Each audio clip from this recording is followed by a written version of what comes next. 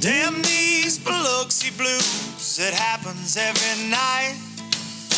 And I ain't never met a riverboat dealer that could ever be a friend of mine. I have not. The summer heat never treats me kind, it leaves trouble on my mind. So I'm bidding farewell, putting in my notice, and I'll see you at another time. Sing. This highway does not know my name, and I don't care. No, I don't care. Drop my pen. Dang it. For another place, and I got 3 good tires and a spare. Just a white line gypsy getting out of Mississippi with just enough gas to get there. Low budget live. Not so live. What's up, everybody? From the Low Budget Live Bar and Grill, Bar and Bunker, on a cold February the 8th. This is your Low Budget Live for February the 8th. Hope all of you friends and neighbors, you low-lifer and son of a guns, are doing well. And if you are new to this program, you are now a low-lifer. So congratulations. It's a really big deal. It's an honor.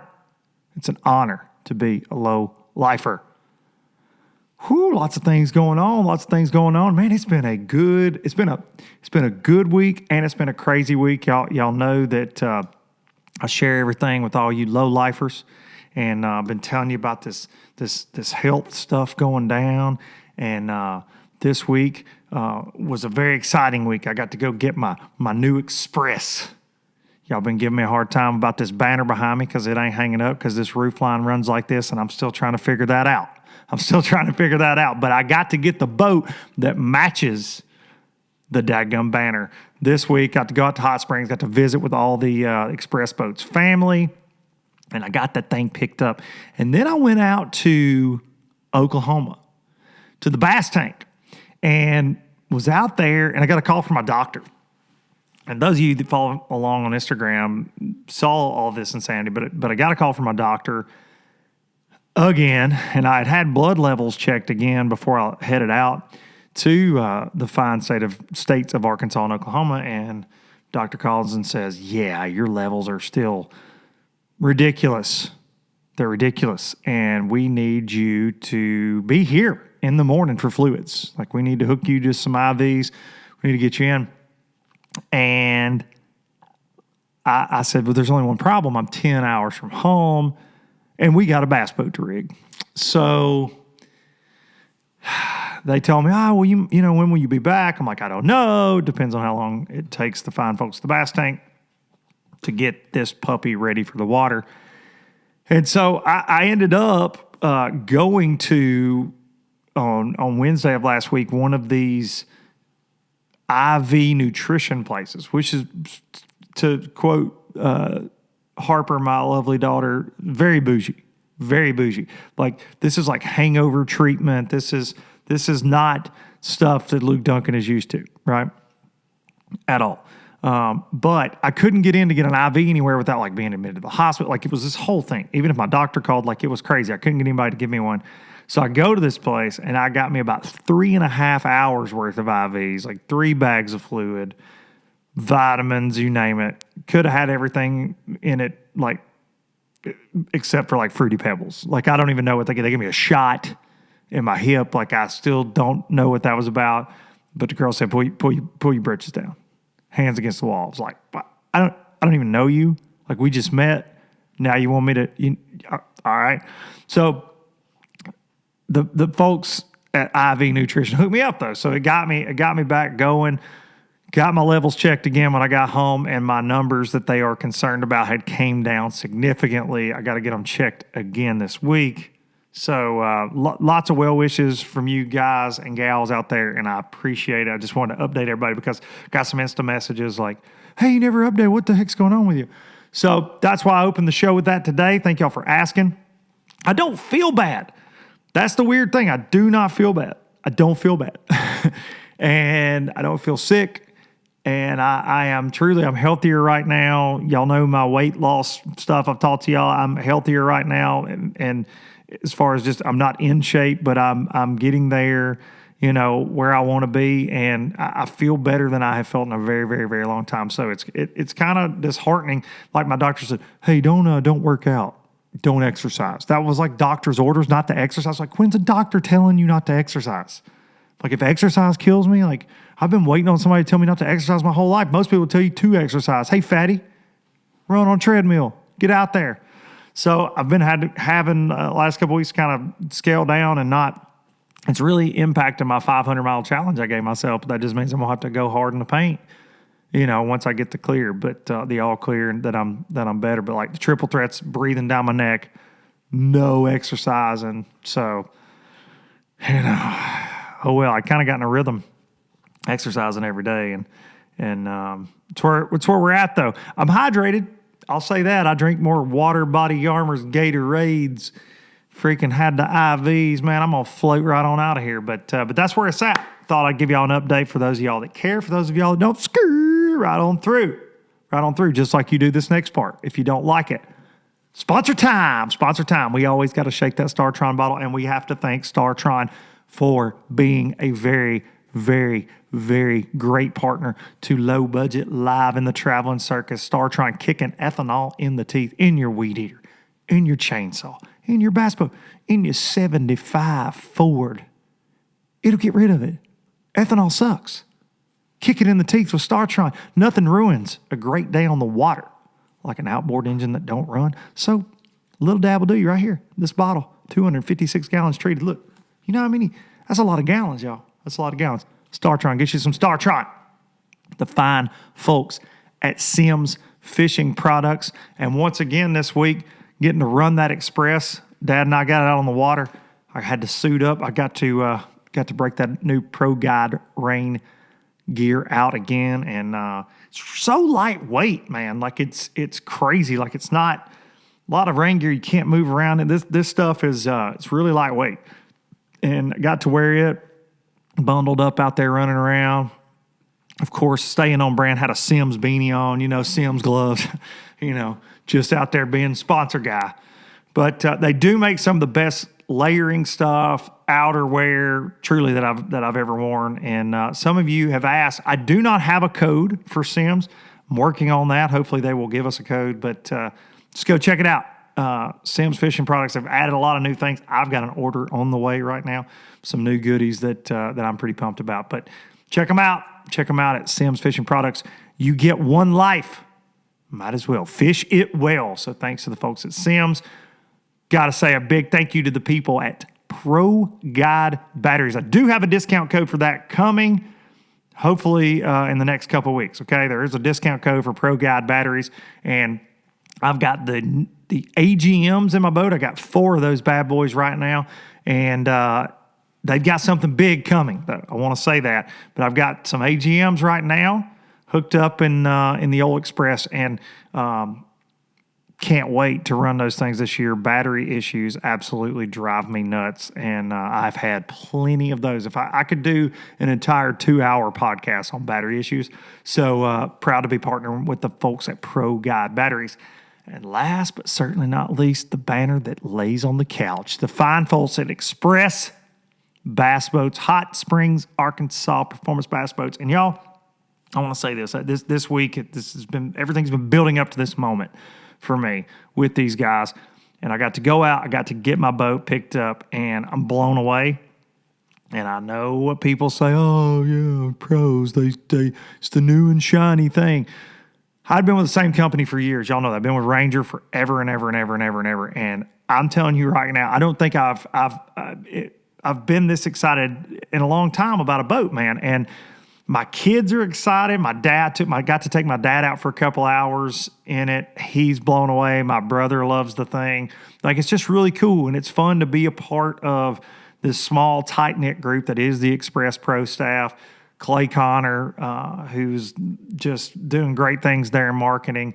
Rory Herndon, who's just running the show. Got to meet his family out there this week, and his boys are super into YouTube fishing and are super into just the sport. And it's awesome to know that the guy calling the shots, like his family, they're involved in the sport, man. Like that's a beautiful thing, and it's really fun to be a part of that. Right down to the engineers, designing such a cool product, asking for your feedback on things.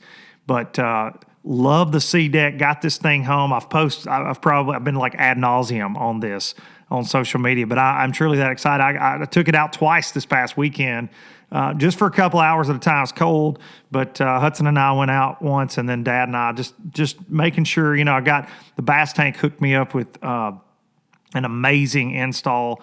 Darren and Austin out there, they worked tirelessly to get me in and out because I was so far from home and I was having the medical stuff. They worked on that thing from 8 in the morning till 10 at night. Got me back on the road on Thursday morning, headed back to Middle Tennessee. So thanks to those guys, the cleanest install I've ever seen. Darren, he had a level out, making sure the Garmins were lined up right. But everything is just as it should be.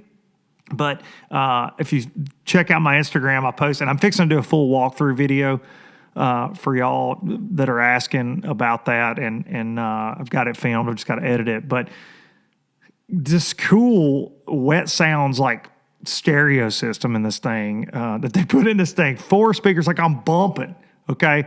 RGB lights that match. So cool. Everything, like my kid, I actually text Cole Reed, who is designs these boats, works so hard on them. I texted him on Friday night and said, "Hey man, I gotta tell you, you made me look like a rock star with my kids with this light setup. We had a dang dance party in the garage on Friday night, so super pumped about it, man. It's a barge. Like this thing is. That's all my dad kept saying. He's like, this damn thing is huge. He's like, this thing is huge. And it is. It's 21-foot long bass boat. It's 21 feet. I've never had a 21-foot boat in my life. So I ran some 20s, mostly 20s. But this thing just looks like it's gigantic. And at the lake yesterday, I met some low-lifers yesterday. And they were like, how is it? This it? They were pumped up for me and checking out the trailer, checking out the boat. It was really cool. So it's been a fun week. Been crazy, but it's been a lot of fun. And get that thing loaded up this week. And then a week from right now, D Money and I, Stupid Dumb Darian, we are headed to Choke Canyon, Texas with the 6 Cents family. And we're going to go down there and do some filming for a few days. So I'm going to get to break that bad boy in on some South Texas biggins, hopefully, because we got some frigid weather coming into Tennessee this week. So I doubt it sees the water. Got to have her wrapped up this week. Truck and boat. Things are happening, guys. Things are happening in 2021 in full motion here. All right, moving on. Tournaments are back. We talked about that last week. I got to say a huge congratulations to Brian Schmidt, old Schmitty. Put a beat down on them boys at the Toyota Series. And one of, in my opinion, the classiest dudes in this whole sport. Super professional. And in my opinion, probably will go down in history as in that top 5, greatest grass fisherman ever. And I think that's a weird statement to make about somebody, I guess, because, grass, a lot of people know how to fish grass. They know how to break it down. Dude, Brian we were at Okeechobee one year on tour, and he just mined this offshore hydrilla for just massive weight. Same thing he did this week. Obviously he's great on the Potomac River where he lives. But he's just a grass guru, man. And it's so impressive to me because everybody's got the same electronics now. Everybody knows, hey, you're in Florida, dude. You better be looking for grass. It's everywhere. There's offshore hydrilla all over, Toho, down on Kissimmee, some of the other lakes on the chain. And dude, he just that much better than you. That's Brian. There are a few guys that are like that. Buddy Gross is another one that's fantastic in the grass that I would put him leaps and bounds in front of people. But Brian is that dude that it really shocked me that he didn't get an Elite Series win last year. But I don't think you can hold him down 2 years in a row, man. I just don't think you can. So congratulations to Brian. That was a cool tournament, man. There were a lot of big ones weighed in that one. They had some cold front stuff come in, but congratulations to old Schmitty on laying the smackdown on some Florida bass. Good luck to him at the St. Johns River and the rest of the crew. Another big news item that happened. It was announced while I was on the road and after I'd already filmed LBL for last week, and that is the brand new Johnny Morris U.S. Open. But I thought the U.S. Open was the one bass that's been a tournament for 29 years at Lake Mead, Luke. No, the only U.S. Open that exists is the Johnny Morris U.S. Open. But no, there's a U.S. Open that's it's been a big deal for 29. Nope. It's Johnny's World or nobody's world. Big tournament deal announced. A very cool tournament series if you own a White River Marine Group boat. Lots of takeaways from this. A lot of you ask repeatedly, why are so many guys leaving Ranger, Luke? What is going on at Ranger? Well, look no further than this. There was a video, go watch it. The video's funny to me because somebody paid to have it put together. But in the video, I mean, Johnny and his son JP, I mean, they're very adamant that no pros involved. Hey, no pros. And look, these guys have supported pro fishing. I don't want to take anything from that. Johnny Morris has done a lot for the sport. Johnny Morris has supported pros. But what's going on right now with the mass exodus of Ranger pros? Look no further than this tournament trail. They're going to pay $1 million first place in this amateur-only team event. You can't have won more than $100,000. You can't have paid more than $2,500 in entry fee to compete in these events. And so you alienate a lot of people that are, A, willing and B, able to pay a $900 entry fee to fish one of these tournaments. I think they have big plans that these are going to be full. If they're full, y'all can just say I'm wrong. I just don't see, because they're having 6 qualifiers, I just don't see 250 boats showing up at all of these, because you got to have a certain boat. Then you got to meet that criteria. So I just don't know. Maybe a ton of people, will show up. I don't know. I'm hearing rumblings that people don't think it's going to be full. I think the name's weird, right? Like, that's weird just to call it what another, tournament's been called for ever and ever, amen. But there are some positives. I mean, $1 million first place prize, it is a little disheartening to hear, like, bigger than the pros, when you support pro fishing too by sponsoring Bass Pro Tour, sponsoring Bassmaster. I mean, like, that's a little weird because the video announcement was just very adamant about no pros, no pros. And then you see this mass cut with pros. That's where this, they're definitely funding the money this way. Will they sell a bunch of new boats because of this? Nah, I don't think so. I think that's the goal, obviously. But, I think from the Ranger side, when you cut so many pro staff guys, even you have regional pro staff guys that aren't running these boats anymore, that would just buy a boat at a discounted rate that have gone to, other companies. That hurts boat sales. Like, that kind of stuff does hurt your overall company boat sales. So can you replace the guys you fired just with new boats you're going to sell for guys to pay a $900 entry fee and go fish one tournament? Because you're only allowed to fish one of the qualifiers. I don't think so. I don't think it was a smart move, me personally. I think the tournament as a standalone thing is a cool deal.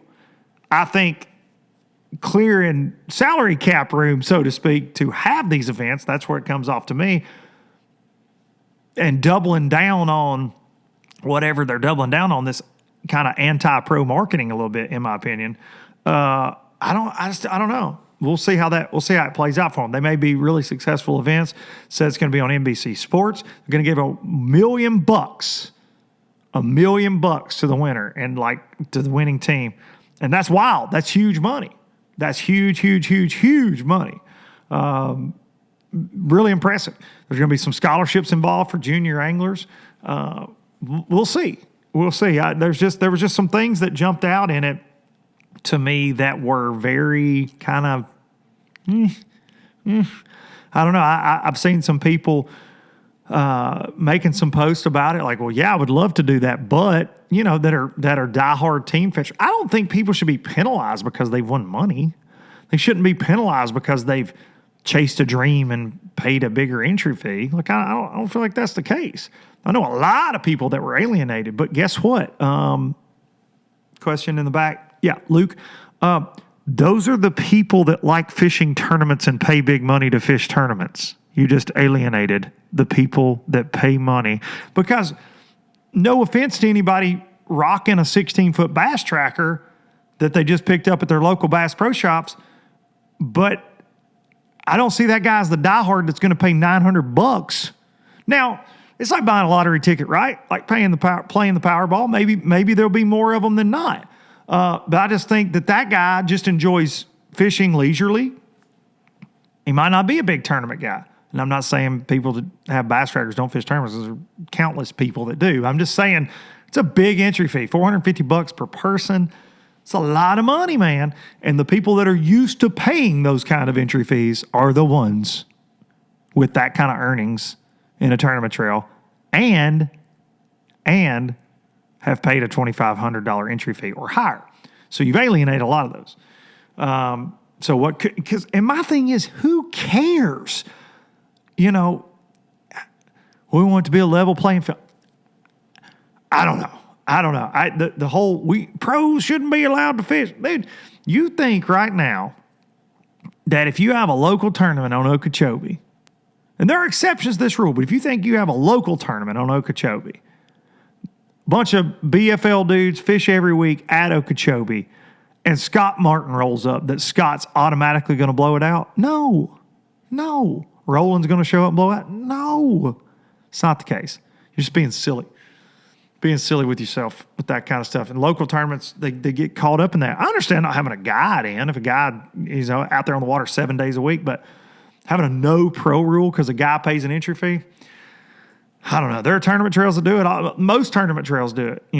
I have fished several that won't let you because you fish FLW or whatever. I think that's silly. It's silly. 9 times out of 10, I feel like the locals are going to beat them, especially in a one-day deal. But, and I understand, maybe if you're having that in your Bass Pro, you go, anybody we sponsor can't be in it. If you're a national pro, like, hey, Tim Horton, hey, Ott, hey, whoever, in a nitro, like you get Kevin Van Dam.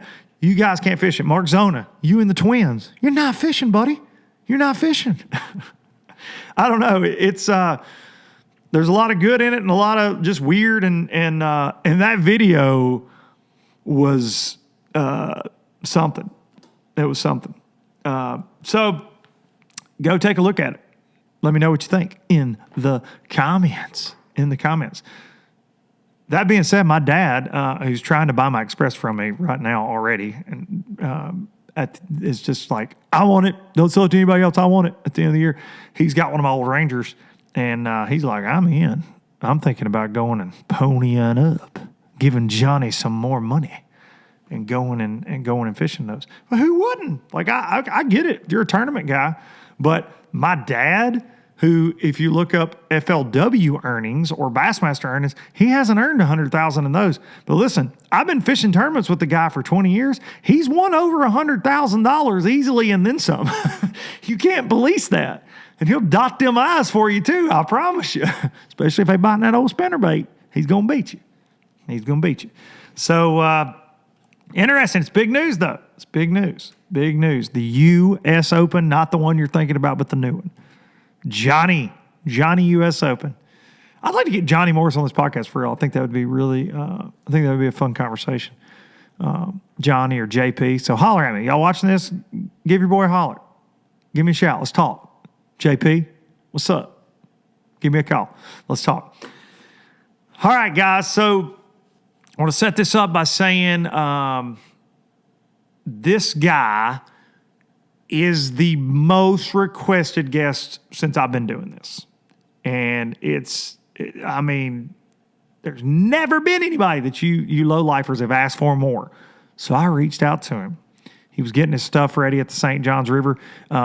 Actually recorded this yesterday, full disclosure, because he was going to be practicing. So, I wanted to get an interview with him. This young man, and I say young because he's a lot younger than me. This young man just wrapped up a great rookie Elite Series campaign. He is now fixing to start right now this week at the St. John's River.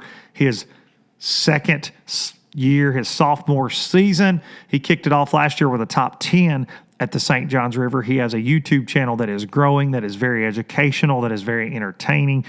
I came to respect this guy a lot last year on the water, the way he carried himself on live, the way he broke down his techniques.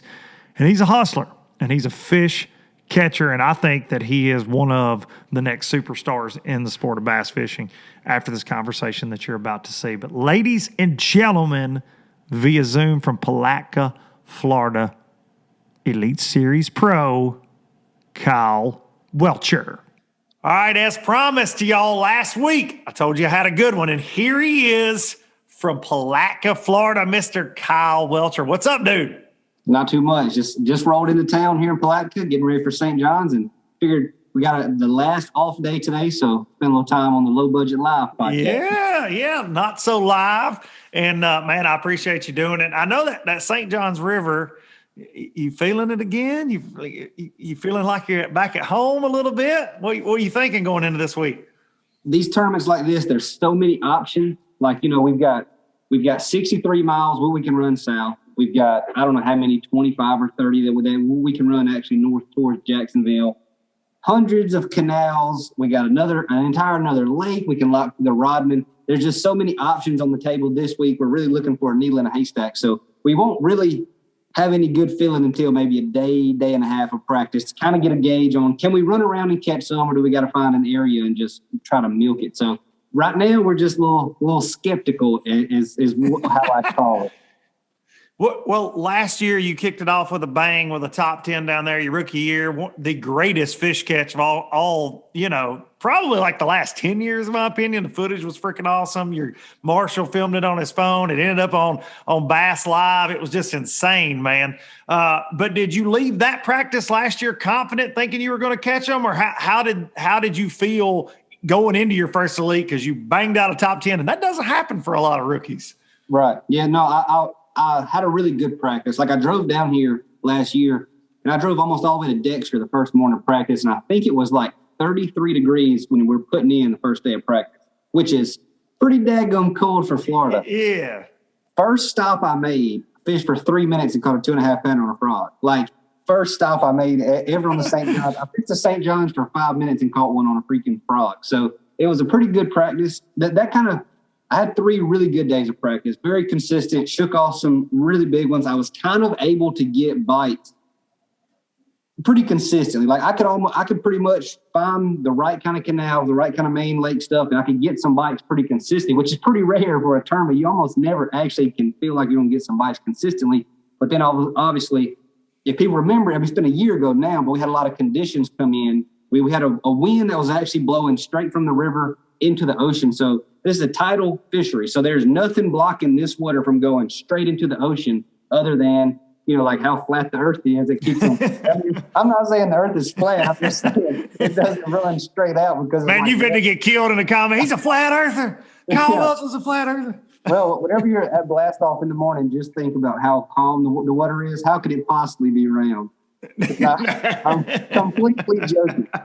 So, yeah. So if the wind blows straight towards the ocean, it can actually blow the water out and actually create like a super low tide. In the same way as the opposite, if it blows straight in for like days and days and days, super hard, it can actually make the water get higher than it's ever been. So we had 2 days straight of postponement, the water being blown out. So it actually dropped the water a lot. So the first day of the tournament, I think I had 12 or 15, 2.5 to 3.5 pounders marked on bed to start St. John's last year. Obviously, we had 2 days of postponement, the water low.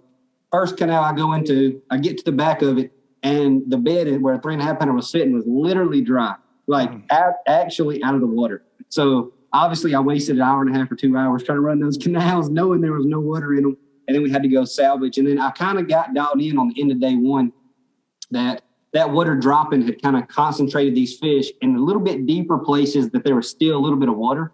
And all you had to do was be relatively close to where you think they're going to spawn. The water was sucked out of it, and you could kind of fish pretty fast, which is not common for Florida, because there was like little sweet spots all throughout the lake where they just had to be. Like if they wanted to be shallow, this is almost like where they either had to be under a dock or had to be under this grass, because there was nothing. They couldn't just get on the bank because it was too low. So it really kind of concentrated where it was more of a run and gun tournament for me than normally it is for Florida. So yeah, it consolidated them, and the conditions actually probably helped me. I was having a really good practice, but if the conditions would have been stable, it probably would have took like 24 pounds a day to win. So, I think it ended up taking like 16 a day to win ours because the conditions were just so terrible. So obviously you catch a 10-pounder whenever it only takes like 12. Goes a long way. It helps a ton. So yeah, it was a good event. It was a big relief to get away from the first tournament you ever fish on the Elite Series.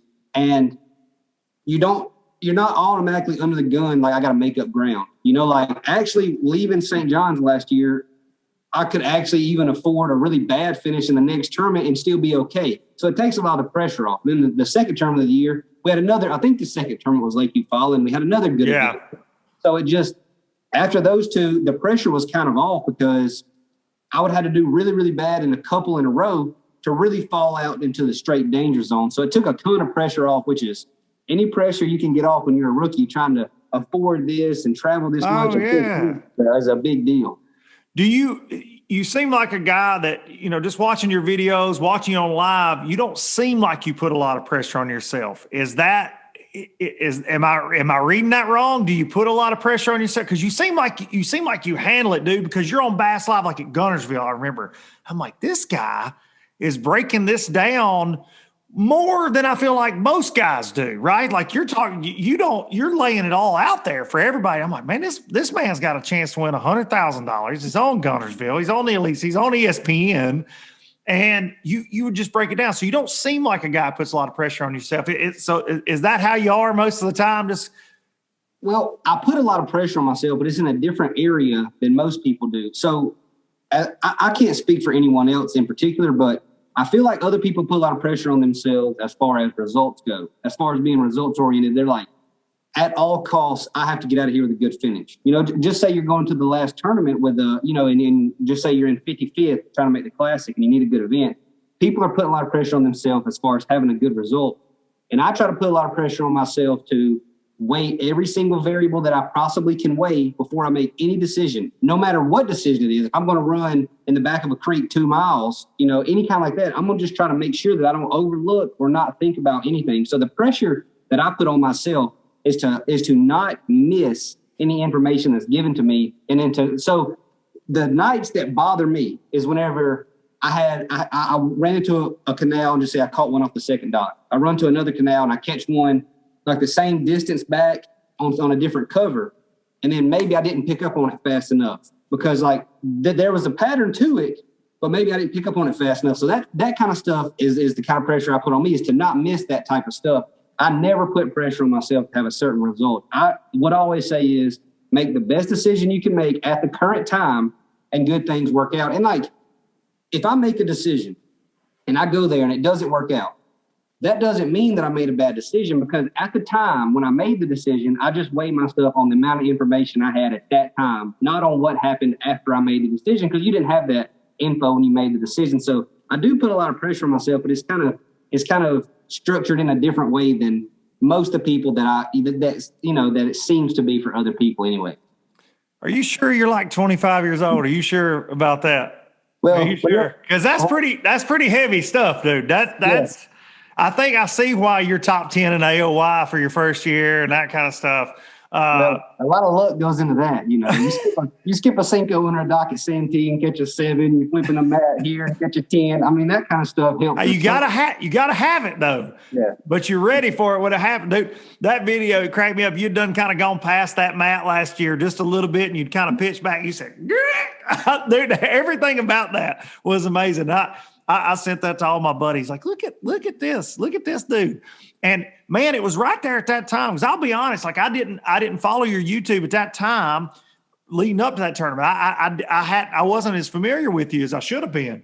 And on the podcast, in the comments, starts, man, you got to get Kyle on. You got to get Kyle on. And as the year went on, that just got more and more and more. And here lately, man, as I talk about on the show a ton, the YouTube world versus the pro fishing world, as far as I know you see it, it's changing. You know, a lot of pro fishermen want to be YouTubers, and a lot of YouTubers now want to be pro fishermen. And the industry is kind of split, I feel like, you know, where the sponsor dollars are going. There's just a lot of things going on, but you're a guy trying to do both. And your YouTube stuff to me is so good because you're so educational, man. And I don't understand how you don't have like 100,000 subs. Like the more and more I've watched, I don't get it.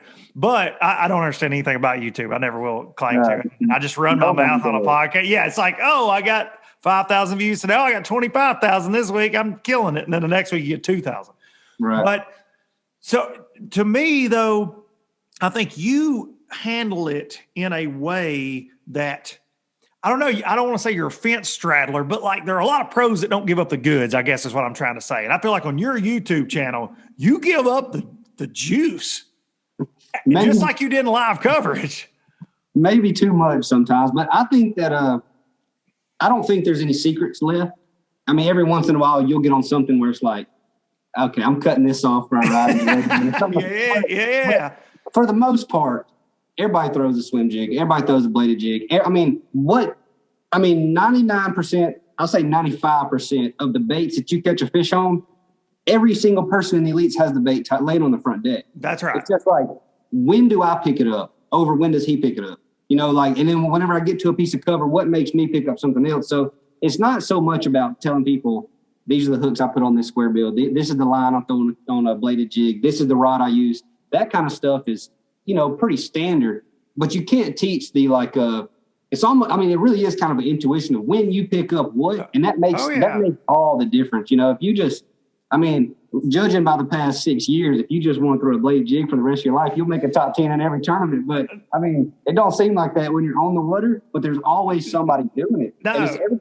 And everybody applies it in a little bit different way. So I don't think there's much secrets. I think that, it's all about location and why you pick it up when is what makes you, timing. Yeah. Timing. Yeah. When I think is such an underrated thing in fishing that people don't realize. When were you there? Why did that happen when you got that bite? But you're right. Everybody thinks, oh, dude, a jackhammer.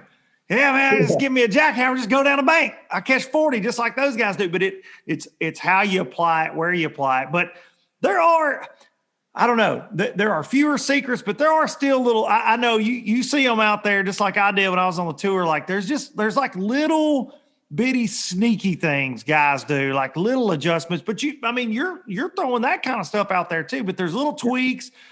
There are fewer and fewer and fewer because more guys need content, right? Yeah. What's like what's Edwin Evers and Jordan Lee and Swindle and all these guys are like, hey, I got a YouTube channel. David Dudley, he's another one. Like he throws it all out there. Right. He just except he won't tell you what hook he throws his damn wacky worm on, which drives me crazy because you think it's just a wacky worm and he beats everybody's brains out with it, but he won't tell you what kind of hook he throws on. So Dudley, I'm calling you out right here. Like, show us the dang hook. But I would totally agree with that, though, man. There's fewer secrets. People, everybody's got the electronics now. Even your weekend guys that aren't as serious about it as other people, they got live scope. They got 360. So really and truly, it comes down to the situation, comes down to where you put it. So I want to ask you this, man, and you tell me, hey, this is too personal. But I talk about the business of fishing on here all the time. It's why I think people like to listen to me, because I talk about the ins and outs. Kind of the backstage life, so to speak. When you're Kyle Welcher and you finish in the top 10 of the AOY in the Bassmaster Elite Series, and you're saying, hey, it's a lot of pressure financially. Well, like to go into your rookie year, it's a lot of pressure to compete, to cash checks, to get sponsors. Did you see an uptick after that top 10? Are you playing with house money more this year, so to speak, than you were last year with sponsor-wise? Did it get better for you, or is it still just like, hey, I got to have another solid year to try to get some more attention? How is that working for you? Yeah, so this year's definitely been a lot better. So the way that I feel about it is like, whenever I was a rookie, coming to the Bassmaster Elite Series, unfortunately, probably about half the rookies are gone in 2 or 3 years. That's just like every new wave, half of them are going to be gone 2 or 3 years. Yes. So, you know, is it worth it for a company to invest a lot of money in you whenever you might not be there 3 years down the road? You know, because the investment kind of like compounds over time. So I feel like that's the biggest thing is, you know, if you have a good finish in AOI, it's like, well, this guy's probably, he would have to have like now a really bad year or else 2 kind of bad years before he gets kicked out. So we probably at least got 2 more years with him. So, you know, it feels like that's kind of more important is the longevity of it. But yeah, the YouTube channel helped a ton. It probably grew. It probably doubled last year, maybe a little bit more probably over the course of the year. So that helps an absolute ton as far as sponsor go, especially if you look back to last year, how much inconsistency we had. If you can post something consistent and still get relatively decent numbers, that just adds something to the sponsors whenever they don't have any other way of promotion other than what I can film, you know, by myself in a local pond if I want to or whatever. Yeah. That's like the best thing they had going for 3 months, you know? So, yeah, it definitely helped a ton. I think that the top 10 in AOI, that was definitely helped. Sounds a lot better than 11. Like, it sounds way better. Oh, yeah, man. Them top 10s. We came in dead 10th, but actually on Lake Fork, if I'd have came in 11th place, I'd have won AOI on Lake Fork. So very, very close. That just shows how tightly packed it was. So tight. And Austin Felix, same way. He could have came in. He could have came in like 20th, I think, won AOI, which is pretty insane. You know, for a rookie to be in that situation. Yeah. And you look at the names, dude. You look at the names in that top 10 and the whole field. I mean, you're like, okay, you're swinging with Clark Wendlandt, dude. That guy's a living legend.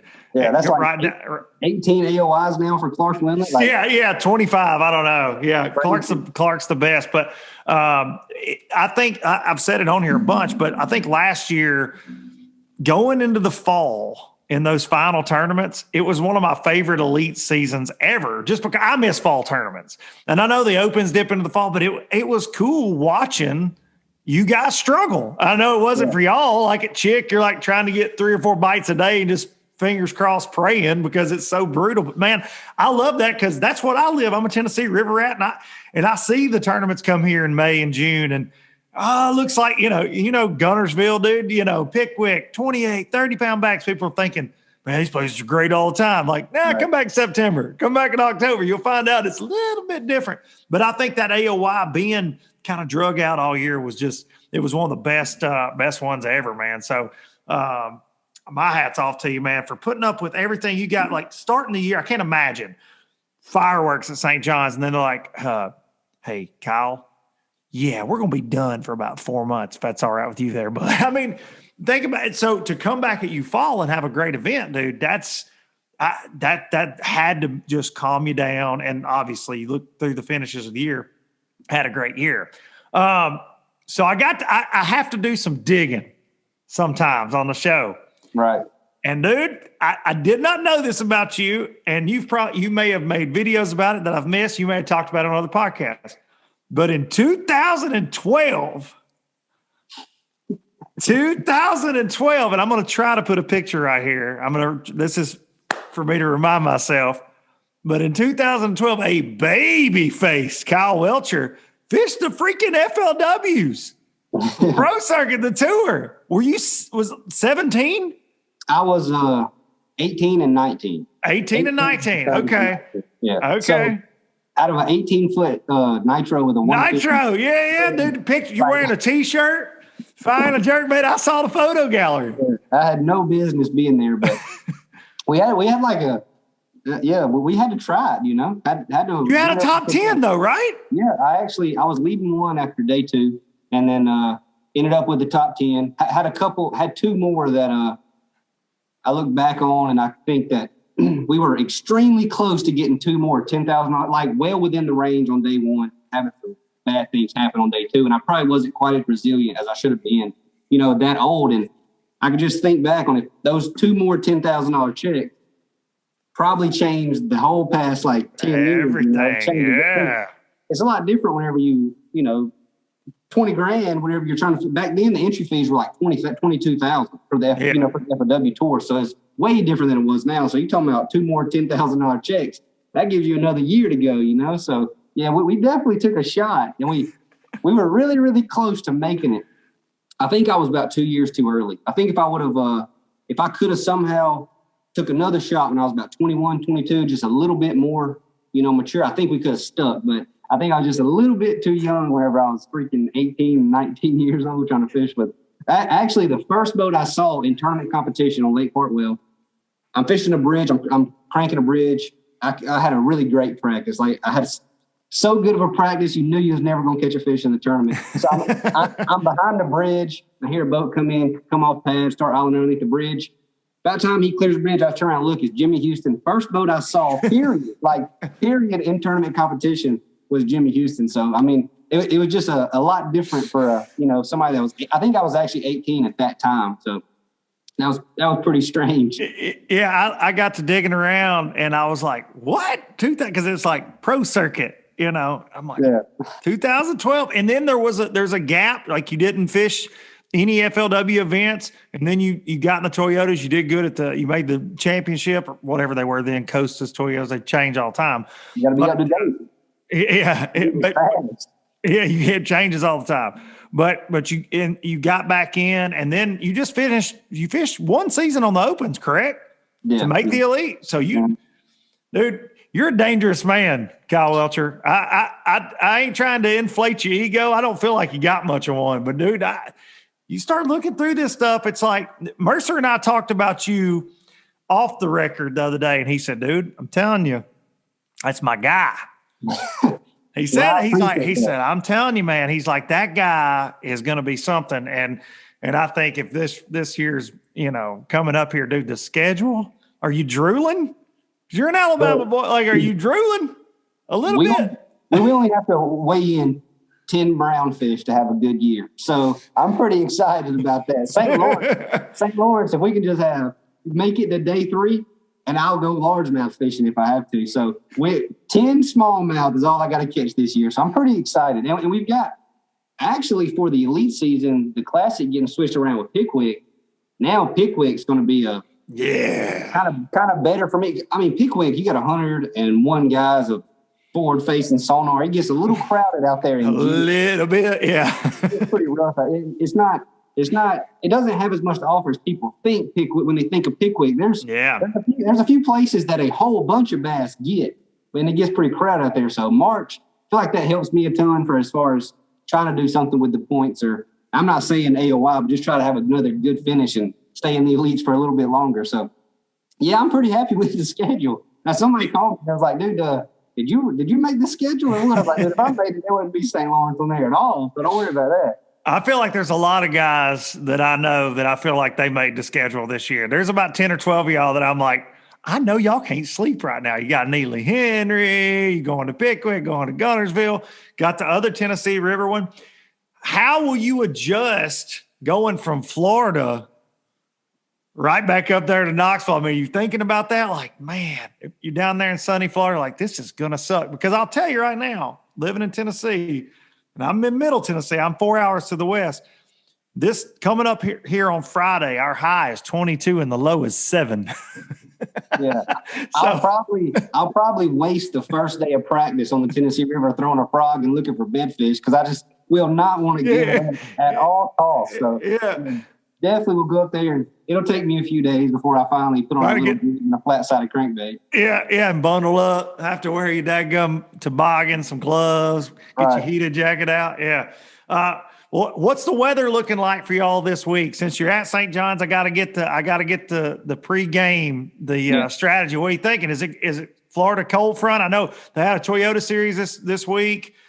Looked like it's been kind of cold. It's been blowing. What are you guys facing this week at St. John's? They're predicting a front to come through, but it's not going to be cold. It's going to be warm, but it's going to be a lot of rain. But I've been keeping a track on this every day. I've been checking it. The 10-day forecast is finally over the course of the tournament.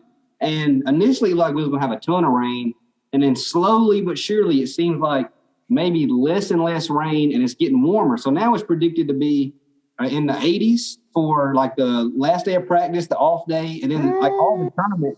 But we're going to have a lot of rain right now. It does look like it's blowing out some. So if I had to guess, by the time the tournament rolls around, it's going to be sunny and 80. So it's going to be gonna be pretty good. They're gonna be up there with their tail sticking out of the water. I was gonna say, I don't know if y'all watching this realize what goes on in Florida after about 2 weeks of cold weather when it hits 80 and the sun gets out, but things change fast. Yeah. And good, and for the better.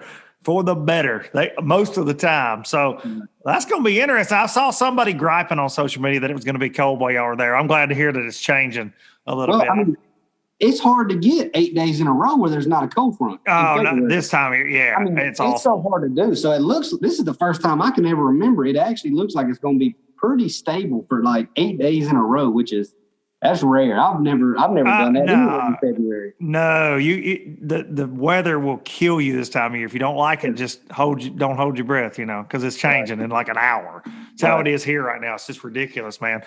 All right, so I'm going to ask you this: win and weight. Give me a win and weight. What are you going to have this week? I'm you got to be on the fantasy team this week. I think it'll probably take 101 guys. It'll probably take 84 to 90. Come on with it. Yeah. I'd say probably 84, 21 a day. That'd be good. More than last year because no crazy water conditions. We're going to catch them this year. That last year, I don't know exactly. I don't follow the fantasy fishing too much, but I can imagine that cutting it down to 3 days, nobody got the winning weight. No, there's no way. How could anybody have possibly guessed it was going to take like 48 pounds on St. John's in a 4-day tournament? So I don't know exactly how much weight even won last year, but how could anybody have got that weight? No, that would have been it would have been impossible. Yeah. Dude, I appreciate you coming on. We're going to do it again. We need to get together. We're close enough. We need to get together and collab, as the YouTubers say, dude. We got to collab. I've been thinking you and Darian were having that show up, shut up. Yeah. And I was like, I got the winner. Like, I want the winner of this. Let's do it. So he and I guess I'll just throw this out there. We hadn't announced it, but he and I are talking about doing that this year. So we're going to do several more of those this year, but we want to do it with you guys that we know that fish for a living. And both of us go, like, he challenges somebody, I challenge them. We're going to get the brakes beat off of us, and we know that. But it'll be so much fun, man. But try to go to lakes that you hadn't been to, I hadn't been to, that kind of thing. Dude, yeah, I'll text him when I get off here and be like, Welcher's in. He's in. I'm always doing show up, shut up. Dude, we had so much fun with that. We're actually going to Texas down to Choke Canyon and a couple other smaller lakes a week from today, actually. And we're going to go out there, and he doesn't have his boat rigged out yet. So we're going to try to do a couple of those like ultimate match fishing style in my boat. There you go. I think we're coming up with some formats and stuff to try to make it work while we're out there. But we got to go out there for a sponsor. But dude, one more thing. When you see Jason Christie and Greg Hackney, I want you to walk up to him and say, "Welcome, rookies." Yeah, that'll work. Yeah. I can just see Stare Hackney right in the eyes. Like, "What's up, Rook?" Yeah, that'd be hilarious. You need us to show you how to go through boat check, rookie? No, I'll get Hunter to do it. She's about this tall off the table. I'll get her to go do it. Yeah. Yeah, do it. All right, buddy. Good luck this week. Thank y'all, and be safe out there. All right. See you. Thanks, Kyle. Well, there it is, Mr. Kyle Welcher. I want to thank him again for taking time out of his tackle prep, getting ready for the St. Johns River to talk to us. And I want to, again, wish him and all the other guys the best of luck to St. Johns River. I think, like he mentioned there, this warming trend they've got, I think we're fixing to see some St. Johns fireworks, compared to last year. They just got dealt a really crappy hand weather-wise last year. So I think the winning weights will definitely be significantly higher than they were last year. But super thankful that Kyle came on to talk about that and everything else, man. Kyle is wise beyond his years, and I said that, but I talk to a lot of people. Y'all know that. I talk to a lot of guys on here, and there are some of them that just when they say things that just kind of stop me. And I don't know if you noticed that through the crappy Zoom feed, my face when he got to talking about the pressures he put on himself. But it's pretty heavy stuff. Like, go back. He threw a lot out there in that segment, but go back and listen to that through. And this is, this dude's dialed. I'm telling you, he's dialed, and hopefully he backs that up this year and has a great sophomore season. But I think he's got an awesome outlook. His lovely wife travels with him to every event. Like, dude, you can't bet against that, man. It's a beautiful thing. It's a very beautiful thing. So make sure you're sub to his YouTube channel. I know most of you that follow me probably are, because I've seen the comments, and I hope you guys enjoyed that. And to back to him up on what he said, show up and shut up. He challenged me and Stupid Darian. He wants the winner, so he's got him right here. But I'm gonna tangle with some Kyle Welcher this year on some show up, shut up. So you have my word, low lifers. We're gonna throw it out there, and I'm probably gonna take it on the chin, because that's like going against Conor McGregor, I feel like, at this point. But talking about doing some more of that with the show up, shut up this year, and we're actually going to film a new show up and shut up week after next in Texas. So be on the lookout for that. Boats and Pros coming back very soon as well. Been talking about that, planning that out. So thank you guys for all the support, all the comments, all the time you spend in the low lifer, low budget live world. I can't thank you enough. I know I do this at the end of every show every week, but I'm grateful that this is what I get to do in life. I am grateful that, people like Express Boats and Garmin and 6 Sense and StarTron and the list goes on and on and on, think enough of me to, let me represent them week after week after week after week after week, and let some of you piss and moan that I talk about sponsors. Like, I'm grateful to be in that position that people are mad that I'm talking about sponsors. So thank y'all for showing up. As long as you keep showing up, I'm going to keep running my mouth. Y'all know the deal. Make sure to hug your mama and your daddy.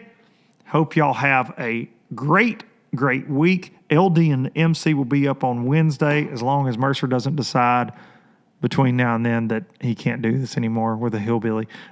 He's got a busy week. He's got an MC this week at Palaca, so I'm not sure when we're going to record, but we're going to get it done, though. LD and the MC, thanks for all the love on that. We were having an absolute blast, as if you couldn't tell if you watched that. Going to take you out with some Biloxi Blues. Y'all stay safe out there, and I will see y'all next time. Town to Tupelo, I never could make it last.